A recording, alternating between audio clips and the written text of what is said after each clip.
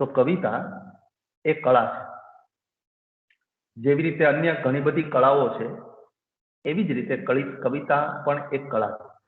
ઘણી બધી કવિતાઓ એટલે કઈ તો ચિત્રકલા છે, સંગીત કલા છે, નૃત્ય કલા છે, શિલ્પ કળા છે। આ બધી કળાઓ છે, આ બધી લલિત કળાઓ કહેવાય છે, ફાઇન આર્ટ।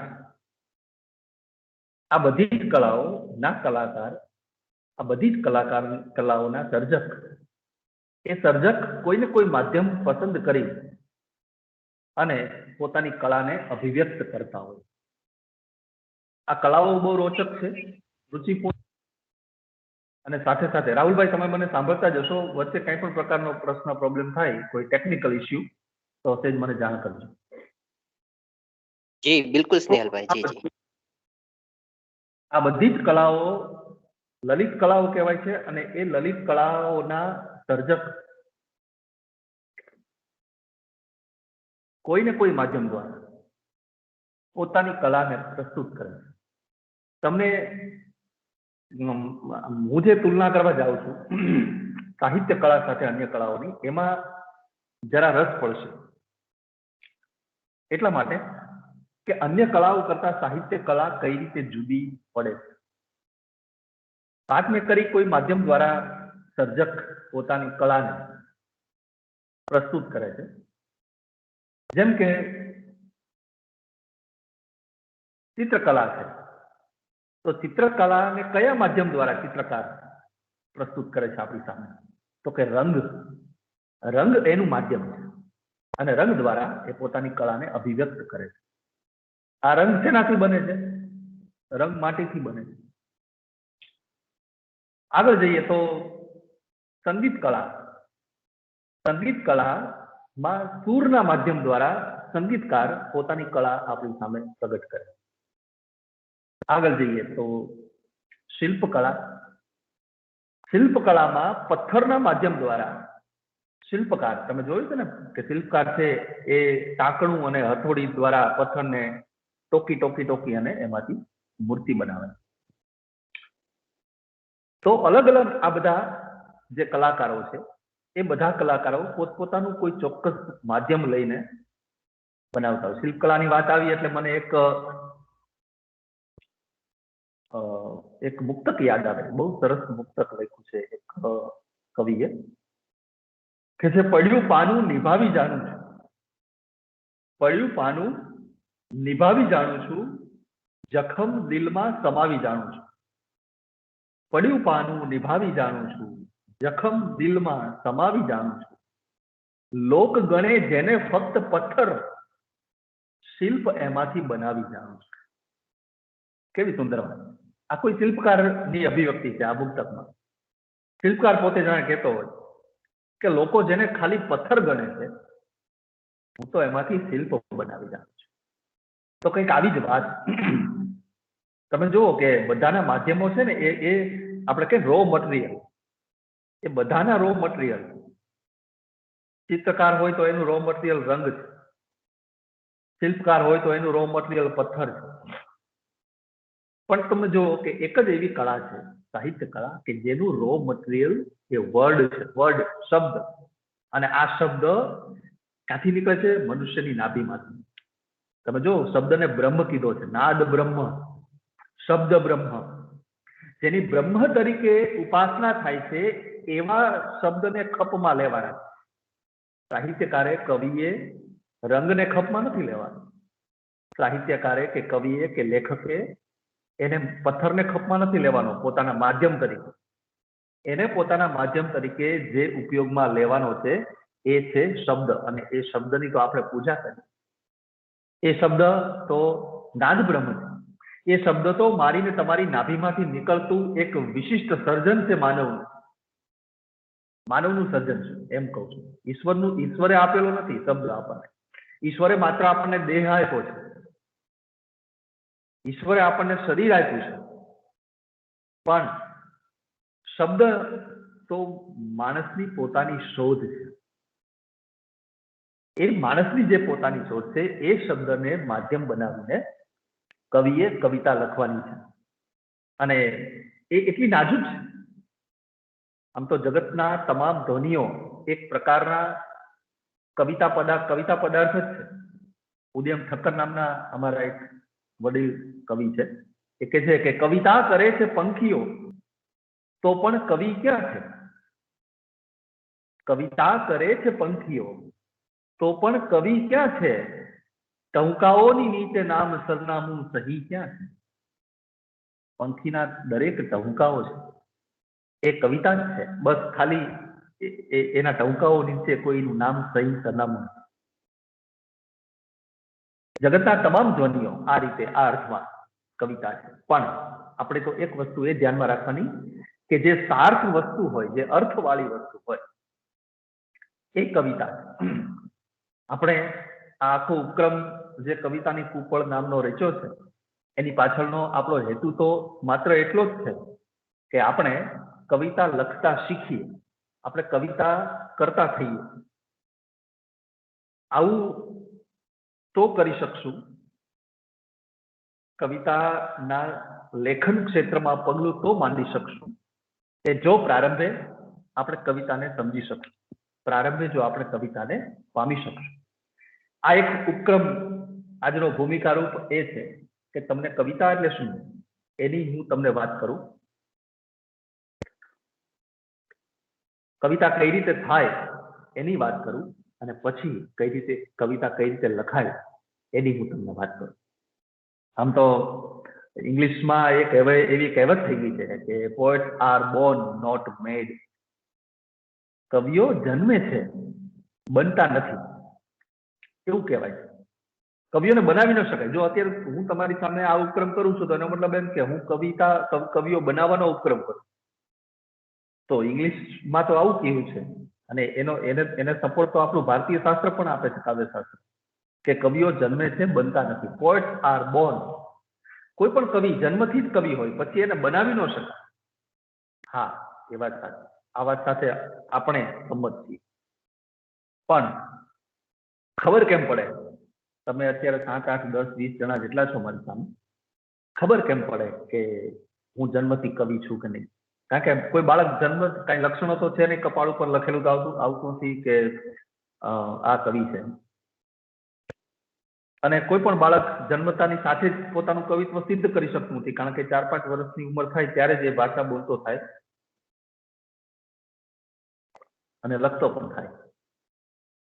તો એવું સાબિત કેમ કરવું કે આપણે કવિ છીએ નહીં? તમે 20 જણા છો તો તમારામાંથી કોણ જન્મથી કવિત્વ લઈને આવ્યું છે એવું કેમ સાબિત થશે? તો આજે મારો પ્રયોગ એ ખાસ કરીને હું તમારી સામે રૂબરૂ 2 કલાક કરવાનો છું. એ જે મારો ઉપક્રમ છે એ ઉપક્રમ શેના જેવો છે? હું તમને એક રૂપક આપું છું, એક દ્રષ્ટાંત આપું છું. એ દ્રષ્ટાંતથી આ વાતને આપણે બરોબર સમજી લઈશું કે આ જે આપણો ઉપક્રમ છે એ કેવો છે. માની લો, તમે ઇમેજ કરો કે તમે એક રૂમની અંદર છો. એ રૂમ બંધ છે. એ રૂમની અંદર બલ્બ લગાડવાનું હોલ્ડર છે, પણ ત્યાં બલ્બ નથી. એ રૂમની અંદર ટ્યુબલાઇટનું સ્ટેન્ડ છે, પણ ટ્યુબલાઇટની લાકડી નથી, ટ્યુબલાઇટ નથી ત્યાં. એ રૂમની અંદર એક બોર્ડ છે, એમાં કેટલીક સ્વિચ છે અને સાથે એક પ્લગ પણ છે જેમાં આપણે પિન નાખીએ તે. આટલું છે રૂમની અંદર. હવે તમને રૂમની બહાર જવાની છૂટ નથી અને તમને એવું કહેવામાં આવ્યું છે કે આ રૂમમાં લાઇટ છે કે નહીં એ તમે ચેક કરો. હવે આ કન્ડિશનમાં તમે શું કરશો? કઈ રીતે ચેક કરી શકશો? આ રૂમમાં લાઇટ, બલ્બનું પીળો બલ્બ આવે ને એનું હોલ્ડર છે પણ ત્યાં બલ્બ નથી, CFL પણ નથી ક્યાંય, ટ્યુબલાઇટની લાકડી પણ નથી ક્યાંય. તો આ કન્ડિશનમાં રૂમમાં લાઇટ છે કે નહીં એ આપણે કઈ રીતે જોઈ શકીએ, કઈ રીતે ખરાઈ કરી શકીએ કે રૂમમાં લાઇટ છે કે નહીં? સ્વિચ ચાલુ કરવા જઈએ છીએ પણ હોલ્ડરમાં બલ્બ નથી, ટ્યુબલાઇટની સ્વિચ ચાલુ કરવા જઈએ છીએ પણ એની પેલી. તો આ કન્ડિશનમાં, આ સિચ્યુએશનમાં રૂમમાં લાઇટ છે કે નહીં એ જાણવા માટે આપણે શું કરવું? તો તમે થોડુંક કંઈક ટેબલમાં આડાવડા ખાખા ખોલા કરો, ટેબલનું ખાનું ખોલો, આમ કરો તેમ કરો, અને એમ કરતા કરતા તમને તમારા માટે ઓલરેડી તમને પ્રશ્ન કરતા એ આ વ્યવસ્થા રાખી છે, ત્યાં છુપાવીને એક યંત્ર રાખ્યું છે કે જે યંત્રથી તમે કહી શકો કે રૂમમાં લાઇટ છે કે નહીં. તમે ટેબલના ખાના ખોલો એટલે તમને એમાં મળે એક ડિસ્મિસ. એવું એ ડિસ્મિસનું નામ છે ટેસ્ટર. બરોબર, એ યંત્રનું નામ છે ટેસ્ટર. એ ટેસ્ટર તમને મળે એટલે તમને ખબર પડે કે આ ટેસ્ટરને હું સામે બોર્ડમાં જે પેલી પિન ભરાવાનું હોલ્ડર છે એમાં હું નાખીશ તો મને ખબર પડશે કે લાઇટ છે કે નહીં. એટલે તમે ટેસ્ટર હાથમાં લ્યો છો, તમે બોર્ડ પાસે જાઓ છો અને બોર્ડના પિનના હોલમાં તમે ડિસ્મિસ ભરાવો, પાછળ તમે આંગળી રાખો એટલે એ લીલા કલરના ડિસ્મિસમાં ટેસ્ટરમાં વચ્ચે ફિલામેન્ટ થાય, ફિલામેન્ટ લાઇટ થાય. તમે બરોબર પાછળ આંગળી રાખો તો આ તમે જોયું હશે આ પ્રકારનું યંત્ર, જેને ટેસ્ટર કહેવાય. જો લાઇટ થાય પાછળ તો તમારે સમજવાનું કે રૂમમાં લાઇટ છે, અને જો પાછળ લાઇટ ન થાય, ફિલામેન્ટ ન થાય, તો તમારે સમજવાનું કે રૂમમાં લાઇટ નથી. એટલે તમે તમારો નિર્ણય જાહેર કરી દો બહાર કે હા લાઇટ છે અથવા તો હા લાઇટ નથી. આ ટેસ્ટર. મારું જે આ કામ છે, જે આ શિબિર કરવાનું કે જે આ વર્કશોપ કરવાનું, એ વર્કશોપનું કામ એટલું જ છે કે તમારામાં કાવ્ય સર્જન કરવાની શક્તિ પડેલી છે કે નહીં એના માટેનું એક ટેસ્ટર અડાડવાનું આ કામ છે. મારો આજનો કલાક ને કાલની 2 કલાક, એ 3 કલાકમાં મારે જે કામ કરવાનું છે એ ટેસ્ટર અડાડવાનું કામ કરવાનું છે. તમે 20 જણા હોય તો 20 ને મારે ટેસ્ટર અડાડી જોવાનું. અને જેનામાં લાઈટ થશે એ કવિતા લખી શકશે, અને જેનામાં લાઈટ નહીં થાય એ કવિતા નહીં લખી શકે. ખબર પડી જશે કે કોને જન્મથી કવિત્વ મળેલું છે. પોએટ્સ આર બોર્ન નોટ મેડ વાત સાચી. કવિઓ જન્મે જ છે, બનતા નથી. મારી પાસે એવી જાદુઈ લાકડી નથી કે હું તમને કવિતા લખતા કરી દઉં. મારી પાસે એવી કોઈ વ્યવસ્થા નથી સાહિત્યિક કે જેને કારણે હું તમને કવિતા લખતા કરી દઉં. હા, પણ મારી પાસે આ એક સાહિત્યિક ટેસ્ટર છે કે હું માપી દઉં તમને કે તમે કવિતા કરી શકશો કે નહીં કરી શકો. તમારામાં જન્મદત્ત કવિત્વના સંસ્કાર પડેલા છે કે નથી પડેલા એ હું તમને માપી દઉં, એ હું તમને પ્રયોગ કરાવું.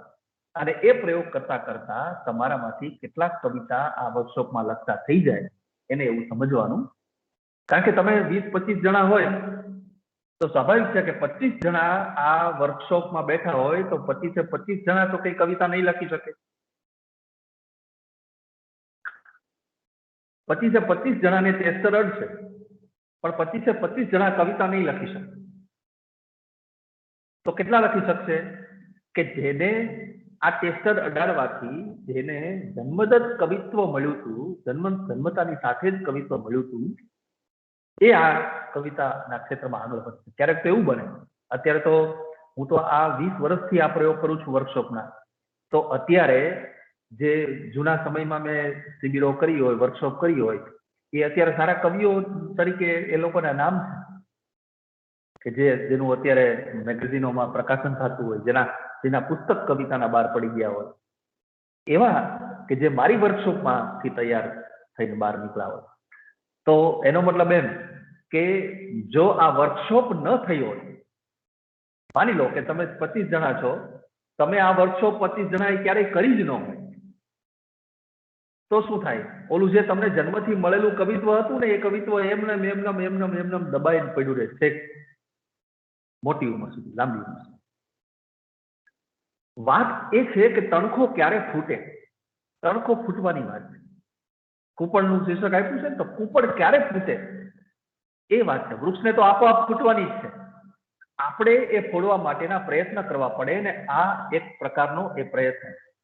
મિત્રો, તમને આશ્ચર્ય થશે કે 11મી સદીમાં રાજશેખર નામના એક વિદ્વાન થયા. 11મી સદીમાં, એટલે આજથી 1000 વર્ષ પહેલા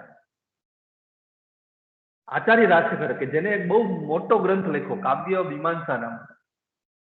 એ કાવ્ય મીમાંસાના લેખક રાજશેખરે પોતાના કાવ્ય મીમાંસા ગ્રંથમાં કાવ્યશાળાનો ઉલ્લેખ કરેલો છે. કાવ્યશાળા તો એ શું હતું? તો એમાં જે કવિતા લખવા ઈચ્છુક હોય અને જેને જન્મદત્ત કવિત્વના સંસ્કાર પડ્યા છે કે નથી પડ્યા એવું મપાવવું હોય ટેસ્ટર દ્વારા, એવા લોકો કાવ્યશાળામાં એડમિશન લેતા અને કાયદેસરના એમાં વર્ગો હતા, એના આચાર્યો હતા અને એ કાવ્યનું શિક્ષણ આપતા. તો આ એક પ્રકારની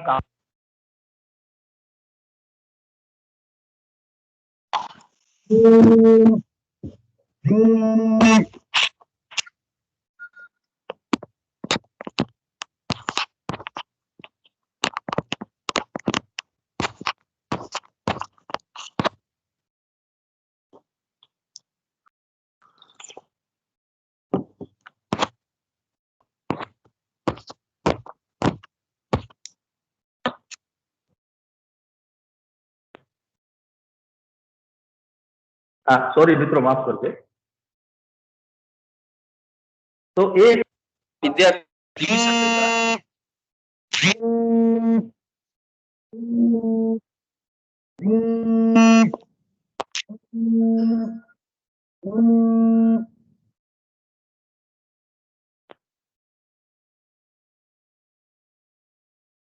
સંભળાય છે મારો અવાજ બધા? રાહુલભાઈ,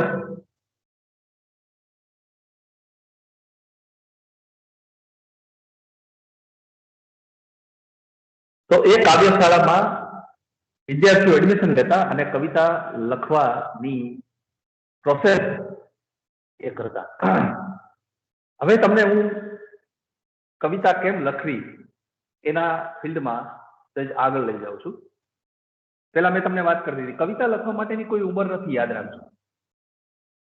આમ ખાસ કરીને કોલેજ કાળ હોય છે એ કવિતા લખવા માટેનો એ એપ્રોપ્રિએટ કાળ હોય છે, સમય હોય છે.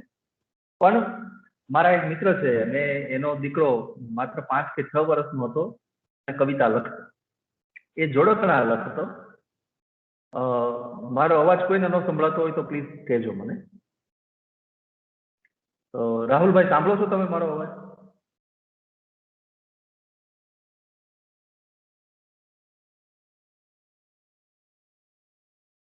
કોઈ પણ એક વ્યક્તિ કહેશો મારો અવાજ સંભળાતો હોય એવા?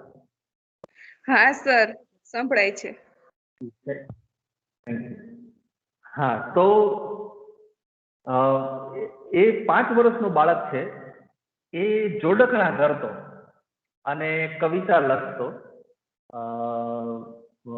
સ્વાભાવિક છે કે 5 વર્ષનો 6 વર્ષનો બાળક હોય અને એ કવિતા લખતો હોય તો એ સામાન્ય જ હોય. પણ ખબર પડી ગઈ હતી અમને કે આ છોકરામાં કવિતા લખવાની શક્તિ છે. એટલે તમારામાં કવિતા લખવાની પ્રતિભા એ તો જન્મથી જ હોય, સ્વાભાવિક છે. પણ પડેલી હોય તો એ ક્યારે પ્રગટ થાય એના માટેનો કોઈ ચોક્કસ સમય હોતો નથી. તો એ 5 વર્ષના બાળકની ઉદાહરણ, હું ઘણા સમયથી વોકિંગ કરવા માટે જાઉં અને વોકિંગ કરતા કરતા એક બેન્ચ ઉપર હું બેઠો હોય, ત્યાં એક દાદા એ પણ વોકિંગ કરતા કરતા આવે ને પછી બેન્ચ ઉપર બેસે. એટલે અમે અમારા રોજનું છેલ્લા 2 મહિનાથી રોજ અમે હવે વાતચીત કરતા કરતા કરતા એમને ખબર પડી કે સાહેબ કવિ છે. એટલે પછી તો અમારો વાતચીતનો ટર્ન બદલાય, અમે તો કવિતાઓની વાત કરીએ ને એમાં એ પાછા નિવૃત્ત શિક્ષક એટલે એમને કવિતામાં મજા આવે. હું મારી કવિતા સંભળાવું, બીજા કોઈ કવિની વાત કરું, કવિતાની વાત કરું, સાહિત્યની વાત કરું તો એમને ગમે. એક દિવસ અમે બેન્ચ ઉપર બેઠા અને ખીચામાંથી એને કાગળ કાઢ્યું. મેં કીધું શું છે દાદા? તો કે હું કવિતા લખીને લાવ્યો છું. 60 વર્ષની ઉંમર હશે એમની અને એ પહેલી કવિતા જીવનની એ લખીને મને બતાવે છે કાગળમાં. વિચાર કરો કે એ 60 વર્ષના દાદાએ જો કોલેજ કરતા હતા ત્યારે આવા પ્રકારનો વર્કશોપ કર્યો હોત તો એની કવિતા વહેલી જન્મી ગઈ હોત. પણ એને આવું કશું કર્યું નહીં, પ્રયત્ન ન કર્યો. તમારામાં કવિતા લખવાની પ્રતિભા કે શક્તિ છે કે નહીં એના માટેનો પ્રયત્ન તો તમારે કરવો જોઈએ. તો હું છેલ્લા 20 વર્ષથી આવા પ્રયોગો કરું અને વિદ્યાર્થીઓને પોતાનામાં કવિતા લખવા માટેની, કારણ કે એમાં 2 પ્રકારની શક્તિઓ છે. મેં હમણાં રાજશેખરની વાત કરી, કાવ્ય મીમાંસા, તો એને 2 પ્રકારની પ્રતિભાની વાત કરી. એક પ્રતિભા છે કાર ઇસ્ત્રી પ્રતિભા, અને બીજી પ્રતિભા છે ભાવ ઇસ્ત્રી પ્રતિભા.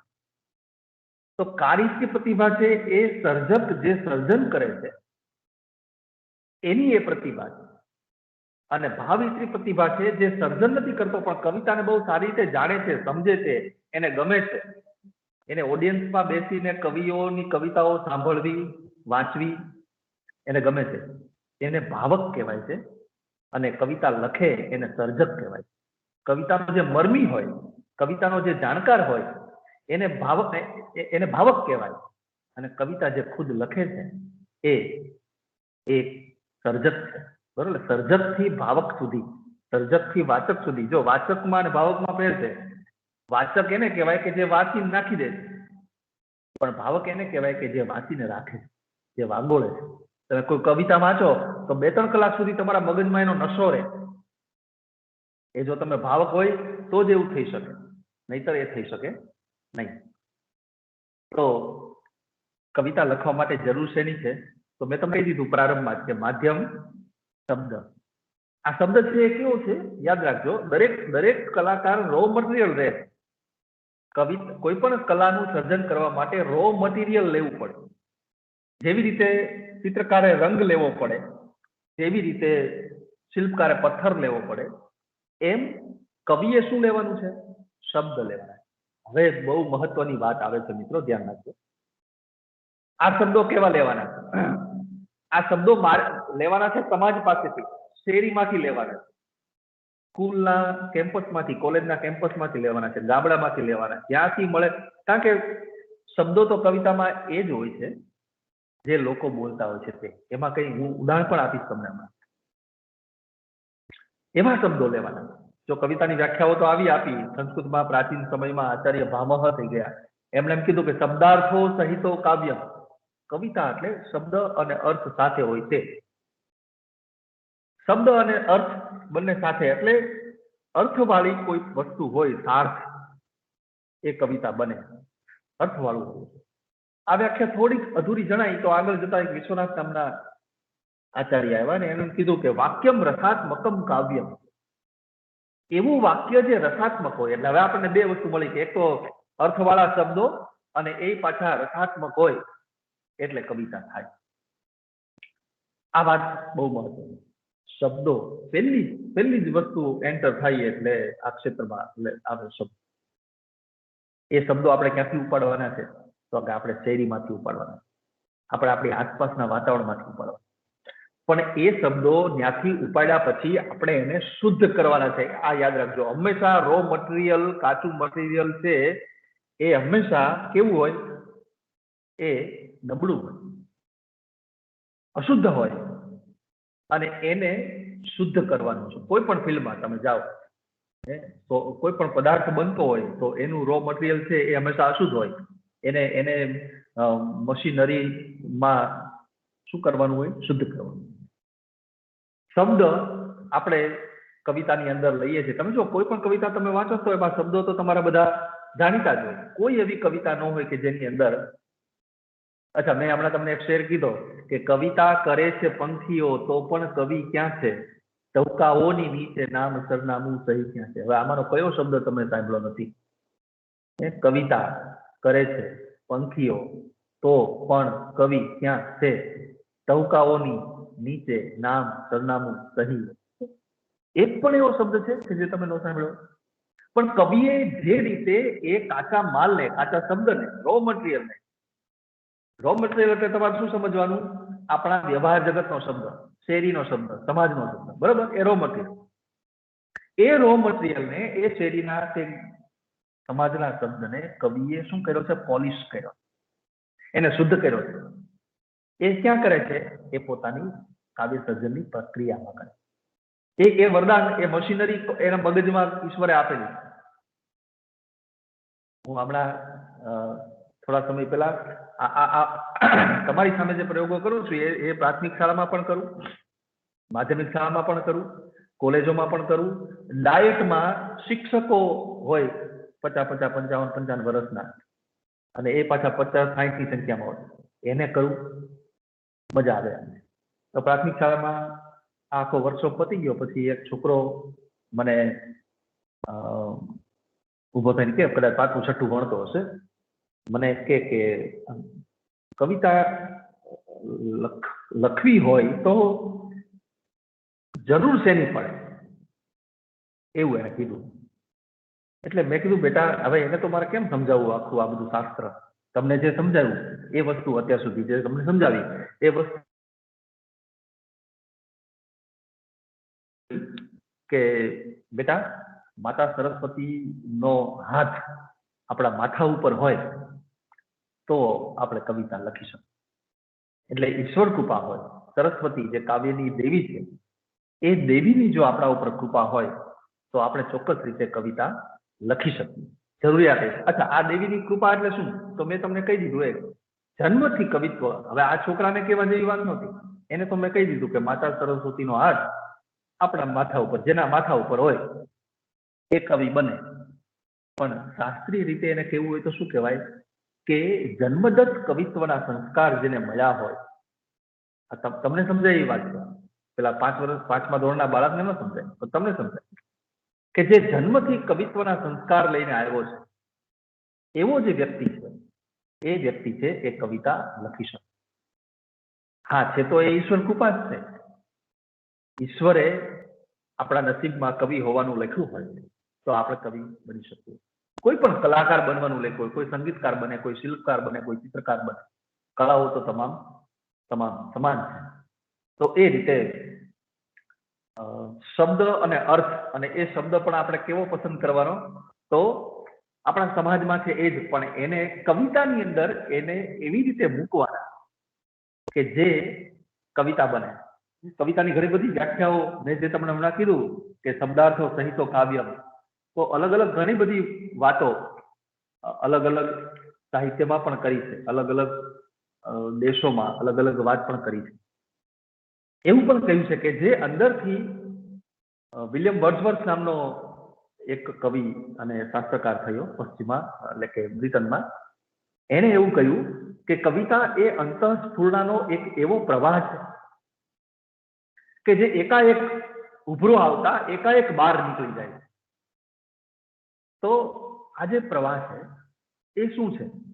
તમે કોઈ વસ્તુને જોવો છો અને એ જોતાની સાથે તમારું જે હૃદય છે એ હૃદય વલોવાય છે, અને એવું વલોવાય છે, એવી અંદર પ્રોસેસ થાય છે. મારા ઇમેજમાં તો શું આવે કે તમે મિક્સચરમાં કઈ પ્રવાહી નાખો, તમે મિક્સરમાં પ્રવાહી નાખો અને પછી તમે મિક્સરને 1 ઉપર કરો, પછી 2 ઉપર કરો. જો 1 ઉપર કરો એટલે સ્પીડ આવે, 2 ઉપર કરો એટલે વધારે સ્પીડ આવે, અને 3 ઉપર કરો એટલે એટલી સ્પીડ આવે. જો તમે માથે એનું જે ટોપ હોય ત્યાં તમે હાથ ન રાખ્યો અને 3 ઉપર કરો તો શું થાય? ઉપરનું માથાનું ઢાંકણું ઉડે, અંદરનું દૂધ ઉડે, જે કઈ પ્રવાહી હોય ઉડે. તો એ શું થયું? ઓવરફ્લો. કોઈ પણ વસ્તુ ઓવરફ્લો થાય ત્યારે એક સાથે પ્રવાહિત થઈને બહાર નીકળી જાય. એવી જ રીતે અંદર તમારું સંવેદન, તમારી પીડા, તમારી વ્યથા જે કઈ હોય છે એ અંદર એટલું બધું ઘમરોળાય કે એક સમય એવો આવે કે એ બહાર નીકળી જાય. અને બહાર ક્યાં નીકળે? કાગળ ઉપર શબ્દોથી કવિતાના સ્વરૂપમાં એ બહાર નીકળી જાય. પણ આ થવું એ જરૂરી છે, આ ફિલિંગ થવું જરૂરી છે. તમને એ અવસ્થા આવવી એ જરૂરી છે કે તમે કોઈનું દુઃખ જોઈ અને તમે પીડિત થાવ. વાલ્મીકીએ પક્ષીને વિંધાતું જોઈને પીડા અનુભવી, દુઃખી થયા અને પરિણામે કવિતા લખી. કોઈ પણ મનુષ્ય, તમે રોડ ઉપર કૂતરાને મરતું જોવો અને તમને વેદના થાય, બધાને નથી થતી આ વેદના. ઈશ્વરે આ સંવેદન કહેવાય ને, આ સંવેદન અનુભવવાનું ભાગ્ય સૌ કોઈને નથી આપ્યું, કોઈને જ આપ્યું છે. અને આ કોઈ જ આગળ જતા કવિ બનતા હોય. તો એ કવિતા લખી શકે છે કે જે બીજાની પીડા છે એ બીજાને સહન કરી શકે. આ ક્ષેત્રમાં પ્રવેશ આપણે કરીએ છીએ.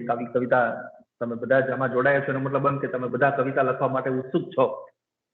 તો આ ફિલ્ડમાં જ્યારે આપણે પ્રવેશ કરીએ છીએ, કવિતા કેમ લખવી એમાં આપણે આગળ વધીએ છીએ, ત્યારે 2-3 વાત જેને કહેવાય ને ચેતવણી, તો એ અર્થમાં હું તમને જરાક કહું તો એ કવિ એવું કીધું છે, રમેશ પારેખ નું નામ તો તમે સાંભળ્યું હોય, આપણી ભાષાના બહુ ઊંચા કવિ. એ કહે છે કે જાવું બહુ કઠિન છે, કાગળ સુધી તો જા.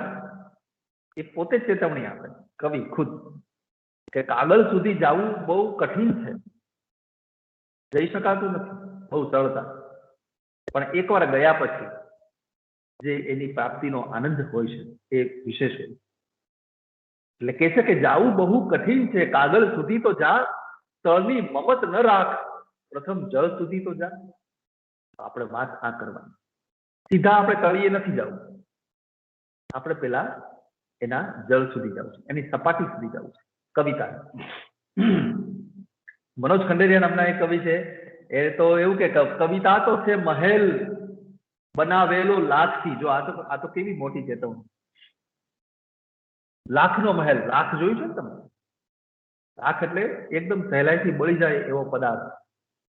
મહાભારત સમયમાં લાક્ષાગૃહ બનાવ્યું હતું, લાખનું ઘર, લાખનો મહેલ આખો. એટલા માટે કે પાંડવો અંદર જાય રાતે સુવે તો બહુ ઝડપથી લાખને આગ લગાડી દે તો બહુ ઝડપથી મહેલ બળી જાય અને આ લોકો મરી જાય. એવું ષડયંત્ર હતું કૌરવોનું. પણ વિદુરજીની કૃપાથી, ચેતવણીથી એ લોકો બચી ગયા. પણ લાખનો મહેલ, અહીંયા કે છે કવિ કે કવિતા શું છે, તો કે લાખનો બનાવેલો મહેલ છે. યાદ રાખ, કવિતા તો છે મહેલ બનાવેલો લાખથી, સળગી જવું કબૂલ હો તો એમાં વાત. તો આ વાત કરી કે સળગી જવાનું તમને કબૂલ છે જો તમારે કવિતા લખવી હોય. અચ્છા, સળગી જવાની વાત એટલે શું? તમને કોઈની પીડા પોતે લઈ લેવાની તમારામાં ઈચ્છા છે, કોઈની પીડા તમે ફીલ કરો એવી વૃત્તિ તમારી છે, બીજાની વેદના તમે લઈ લો એવી તમારી વૃત્તિ છે. જો આ વૃત્તિ હોય તો તમે કવિતા લખશો. પર પીડન જે થાય છે એને અનુભવવું અને એ અનુભવ્યા પછી એને શબ્દ દેહ આપીને કવિતા રૂપે એનું નિર્માણ કરવું, એ વસ્તુ જો તમારામાં હોય તો તમે આ ક્ષેત્રમાં આવો. બીજાની પીડાને, એ કવિએ તો કેવું કીધું છે કે કવિતા लिखना सरल नहीं है, पूछो इन फनकारो. फनकारो એટલે કવિઓ કહે છે કે कविता लिखना सरल नहीं है, पूछो इन फनकारों से, ये सब लोहा काट रहे हैं कागज की तलवार. કેવી સરળ વાત છે કે આ બધા લોઢું કાપે છે અને તલવાર શેની લે છે? કાગળ. કાગળની તલવારથી લોઢું કાપવું હોય, એવું કામ કરવું હોય તો તમે કવિતા સુધી આવો, તો તમે કવિતા છે એને તમે પામો. હવે મેં તમને વાત કરી હતી કે આપણે જે શબ્દો પસંદ કરવાના છે એ શબ્દો કેવા હોય અને કઈ રીતે કવિતા, એનું એક હું તમને ઉદાહરણ. સામાન્ય રીતે કે એમ આપણે એમ કહેવાય કે મેં હમણાં કીધું કે દરેક શબ્દ એવા જ હોય છે કવિતાની અંદર. તમે તો ઘણી બધી કવિતાઓ વાંચી પણ હશે, આપણે તો ભણ્યા પણ છીએ. 10મા ધોરણથી આપણને સામાન્ય રીતે કવિતાને પામવાની સમજ મળતી હોય છે, 10મા ધોરણ ખબર પડતી હોય છે. 11મા ધોરણમાં વધારે પડે, 12મા ધોરણમાં એનાથી પણ વધારે પડે, સ્ટેપ બાય સ્ટેપ. મેં તમને કીધું કે કોલેજ કાળ છે, મેં છેલ્લી કવિતા 10મું ધોરણ ભણતો હતો ત્યારે લખી. એટલે એના કોઈ સમય હોતા નથી. કવિતા ક્યારે તમે લખો, તમે ઓલા મારા મિત્રના દીકરાની વાત કરી તો 5મા ધોરણમાં હતો અને કવિતા લખતો, કોઈ 7મા ધોરણમાં હોય ને કવિતા. મારી દીકરી 7મા ધોરણમાં છે અને અત્યારે ક્યારેક ક્યારેક જોડકણા કરી લે લખવાના. મેં 10મા ધોરણમાં લખી, કોઈ કોલેજમાં આવે ત્યારે લખે, તો કોઈ 40 વર્ષે લખે, કોઈ 50 વર્ષે લખે. કવિતા ક્યારે ફૂટે એનું કોઈ નિશ્ચિત, આ કૂપળની વાત જે છે, જે આપણે શીર્ષકમાં રાખ્યું છે કવિતાની કૂપળ, એ કવિતાની કૂપળ ક્યારે ફૂટે? જો આવા પ્રકારનો વર્કશોપ કરી લીધો હોય તો બહુ વહેલી ફૂટી જાય. કોઈના સંપર્કમાં, કોઈના સંસર્ગમાં તમે જો રહ્યા હોય, આવી વર્કશોપ ન કરી હોય, કોઈ કવિતાના લખતા હોય, કોઈ કવિના સંપર્કમાં તમે રહ્યા હોય, સંસર્ગમાં તમે રહ્યા હોય, તો તમે કવિતા કરતા વ્યવસ્થિત થઈ જાઓ.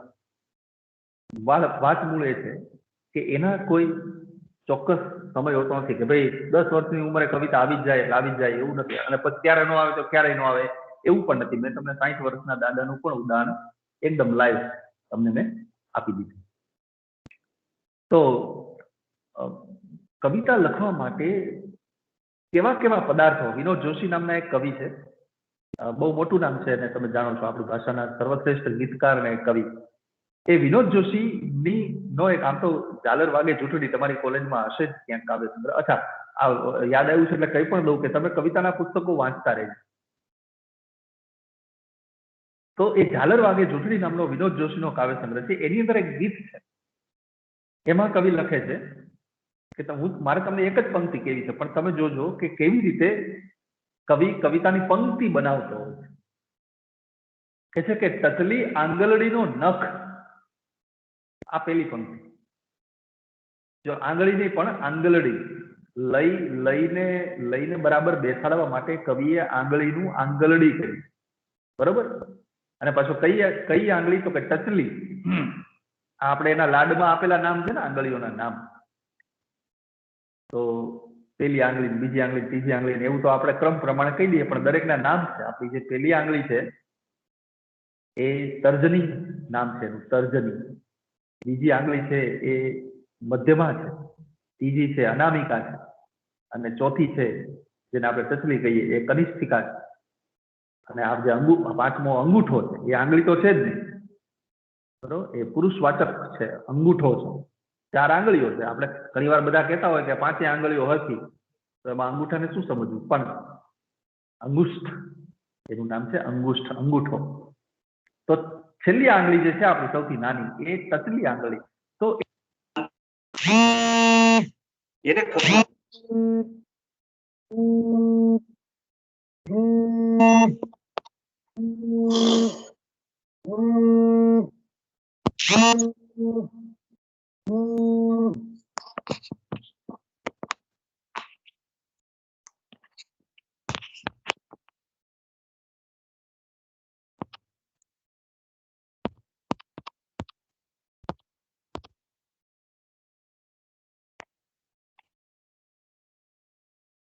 હા, સોરી ફોર ડિસ્ટર્બન્સ. તો કવિએ શું લખ્યું, ટચલી આંગળીનો નખ લટમાં પરોવી હું તો બેઠી સજન, મને એકવાર કાગળ તો લખ. ટચલી આંગળીનો નખ. તો તમે જુઓ કે આની અંદર ટચલી આંગળીનું શું કર્યું કવિએ, આંગળડી કર્યું, નખ. હવે મૂળ વાત તો એ છે કે કવિતાની અંદર, પંક્તિની અંદર જે પદાર્થ કવિએ લીધો, એ પદાર્થ શું છે, એ નખ છે.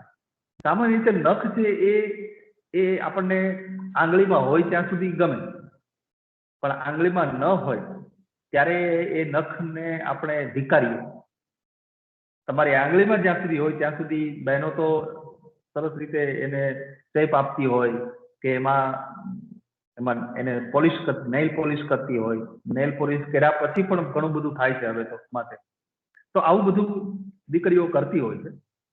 તો જ્યાં સુધી એ હાથમાં હોય ત્યાં સુધી. અચ્છા, તમે માનો કે નેલ કટરથી અથવા તો બાય ચાન્સ કોઈ રીતે નખ કપાઈ ગયો અને જમીન ઉપર પડ્યો, લાદી ઉપર પડ્યો, તો એ નખને આપણે અડતા નથી. કોઈ નખને સંઘરતું હોય પોતાના કબાટમાં, એવું કોઈ કરતું નથી. શું કામ? કે નખ છે એ જ્યાં સુધી હાથમાં છે ત્યાં સુધી, નહીં તો એ નખ એ હાડકું છે. આમ તો અત્યારનું સાયન્સ તો એને હાડકું નથી કહેતું, પણ આંગળીથી નોખું થાય એટલે નકામો પદાર્થ છે. હવે મારે વાત એ કરવી છે કે એ નકામા પદાર્થને લઈને કવિએ અહીંયા કેવી સુંદર પંક્તિ રચી કે ટચલી આંગળીનો નખ, ટચલી આંગળીનો નખ લટમાં પરોવી હું તો બેઠી સજન, મને એકવાર કાગળ તો લખ. ટચલી આંગળીનો નખ. તો નખ અને લખ, આ બે શબ્દોના પ્રાસ સાથે નખ જેવો શબ્દ. હવે આમાંનો કયો શબ્દ એવો છે કે તમે ન સાંભળ્યો હોય? ટચલી આંગળડી, નખ, લટમાં પરોવી હું તો.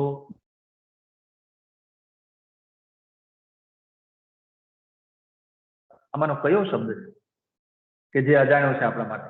પણ છતાંય કવિએ પંક્તિમાં એ શબ્દોને એવી રીતે મૂક્યા છે કે જે કવિતા બને છે. તો તમે જુઓ ને કે જે એ જ શબ્દો, કયા શબ્દો છે? સમાજના શબ્દો, વ્યવહાર જગતના શબ્દો, એના એ બેઠા આમાં છે.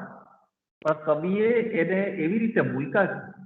તો એવી રીતે મૂક્યા છે એટલે કેવી રીતે? તો કહે છે કે એને પોલિશ કરીને, એને ગાળીને, ચાળીને, શુદ્ધ બનાવીને મૂક્યા છે. કવિએ એને અહીંયા શુદ્ધ બનાવીને મૂક્યા છે. આવી રીતે ઘણા બધા ઉદાહરણો હોઈ શકે. કવિતા, અચ્છા, બીજું કે કવિતાની અંદર કોઈ વાત તમારે ગદ્યમાં નથી કહેવાની, કોઈ સ્ટેટમેન્ટ, વિધાન નથી કરવાનું. દાખલા તરીકે કોઈ કવિતા લખવાની શરૂઆત કરે અને એમાં એમ લખે કે સવાર પડ્યું ને ગામ આખું પોતપોતાના કામે વળગ્યું. સવાર પડ્યું ને ગામ આખું પોતપોતાના કામે વળગ્યું. આવી કોઈ કવિતાની શરૂઆત કરે તો આ કવિતા કહેવાય નહીં. શું કામ? કે ભાઈ સવાર પડ્યું એને તમે સીધી રીતે કહી દીધું સવાર પડ્યું, તો તમે કવિ શાના? અને ગામ આખું પોતપોતાના કામે વળગ્યું એવું તમે સીધું કહી દીધું, તો તમે કવિ શાના? તો શું કરવું જોઈએ? તો એને કાવ્યાત્મક રીતે કહેવું જોઈએ. આ તો તમે ગદ્યમય રીતે, વાર્તાની રીતે કીધું, વિધાન બનાવ્યું, સ્ટેટમેન્ટ બનાવ્યું. તમારે શું કરવું જોઈએ? તો તમારે એને કાવ્યાત્મક રીતે કહેવું જોઈએ.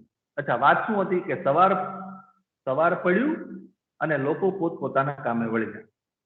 તો આ વાતને કેવી હોય કાવ્યાત્મક રીતે, તો તમે કેમ કહી શકો? તો ચકલીની આંખમાં ઉગ્યો સૂરજ અને આખું ગામ થયું બેઠું. જો પેલી જ વાત એમ કે સવાર પડ્યું અને આખું ગામ પોતપોતાના કામે વળી ગયું. આ જ વાતને મેં કવિતાની અંદર એક જ લીધું, ચકલીની ચાંચમાં ઉગ્યો સૂરજ અને આખું ગામ થયું બેઠું.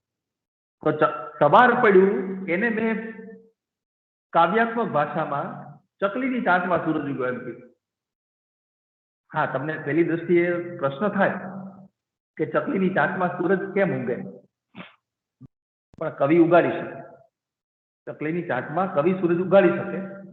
હા, એ પાછા કેટલાક પોએટિક લોજિકથી, કેટલાક કાવ્યાત્મક તર્કોથી. હવે એ કાવ્યાત્મક તર્કો કયા? તો એ કાવ્યાત્મક તર્કો એટલે ચકલી છે, ચકલીની ચાંચમાં સૂરજ ઉગ્યો એનો મતલબ એમ કે ચકલી છે એ ક્યારે ચાંચ ખુલે છે? સવારે. સૂરજ ક્યારે ઉગે છે? તો કે સવારે. એટલે કે ચકલીના ચાંચનું ખુલવું અને સવારે સૂરજનું ઉગવું બંનેનો સમય એક હોવાથી ચકલીની ચાંચમાં ઉગ્યો સૂરજ એનો મતલબ થશે સવાર પડી. બરોબર? તો આ રીતે કવિતા લખવાની. અચ્છા, આખું ગામ થયું બેઠું, તો તમને એમ થાય કે ગામ બેઠું થાય કોઈ? તો ના, ગામ બેઠું ન થાય.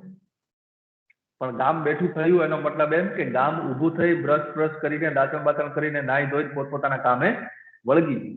તો પેલી જ વાત, જે પેલી સાદી, જે કવિતા ન કહી શકાય એવી કવિતા હતી કે સવાર પડ્યું ને લોકો પોતપોતાના કામે વળગ્યા, એ જ વાતને કઈ રીતે મૂકી દીધી? ચકલીની ચાંચમાં ઉગ્યો સૂરજ અને આખું ગામ થયું બેઠું. તો આ રીતે કવિતાને રચવાની હોય છે. બોર્ડ વર્ક કરશું કાલે, રૂબરૂમાં તમારી સામે આવ્યું ત્યારે વધારે તમને સમજ પડશે અને સારી રીતે કરી શકશો. હવે બહુ ઝડપથી 5 મિનિટમાં હું વાત પૂરી કરું અને એ 5 મિનિટમાં મારે તમને કવિતા લખવા માટે શું જરૂરી છે એ કહી દઉં.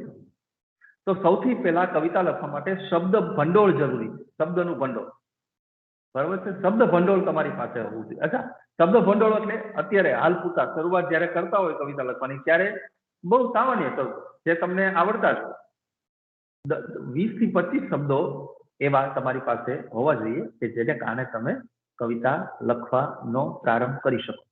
બરોબર? તો એ કયા શબ્દો? બરોબર? તો એવા કોઈ ભારે શબ્દો નહીં, એવા કોઈ અઘરા શબ્દો નહીં, પણ સામાન્ય એવા પ્રાકૃતિક, નેચરલ હોય એવા શબ્દો તમને 25 જેટલા ખબર હોવા જોઈએ. બરોબર? તો દાખલા તરીકે હું તમને કહું કે આકાશ, બરોબર, પછી ધરતી, પછી ઝાડ, પુષ્પ એટલે કે ફૂલ, નદી, તળાવ, દરિયો, તારા, ચાંદો, સૂરજ,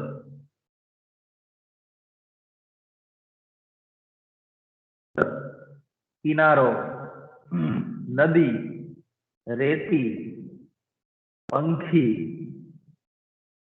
પછી પછી અવાજ, પછી હરણ અથવા તો જંગલ, બધા પ્રાણીઓ. તો તમે જો આવા શબ્દો ભેગા કરો તો સ્વાભાવિક છે કે કેટલા શબ્દો થઈ જાય? 25 જ શબ્દો થઈ જાય, બરોબર? તો એ 25 શબ્દો તમારે વિચારી રાખવા.